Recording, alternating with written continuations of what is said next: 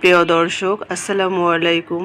অনেক দিন পর আবার একটি ব্লগ আপনাদের সাথে শেয়ার করব। তো আজকে বাজার থেকে কি বাজার করলাম সেগুলো একটু আপনাদের সাথে শেয়ার করতেছি। আর ভিডিও ছাড়ার ইচ্ছে থাকা সত্ত্বেও ছাড়তে পারি না, ব্যস্ততা প্লাস সময়ের অভাবই আমার ছাড়া হয় না। তো ইচ্ছে আছে মাঝে মাঝে, এর জন্য আপনাদের সাথে দুই একটা ভিডিও আমি শেয়ার করি।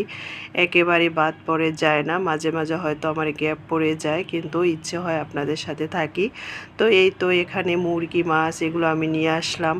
আর দুপুরের রান্নাটা আমি আজকে ঝটপট বসিয়ে দেব। তো আমার মনে হয় দিনটা আগের থেকে একটু ছোট হয়ে গিয়েছে, মানে টাইমের সাথে সব কিছু মিলিয়ে কাজ করতে এখন আর পারি না। তো আজকে একটু আপনাদের সাথে ভিডিওটাও শেয়ার করব, এই জন্য ছোটো করে একটু ভিডিও করে নিলাম। এদিকে আমি কাটাকুটা করে ধুয়ে রান্নাও বসিয়ে দিলাম।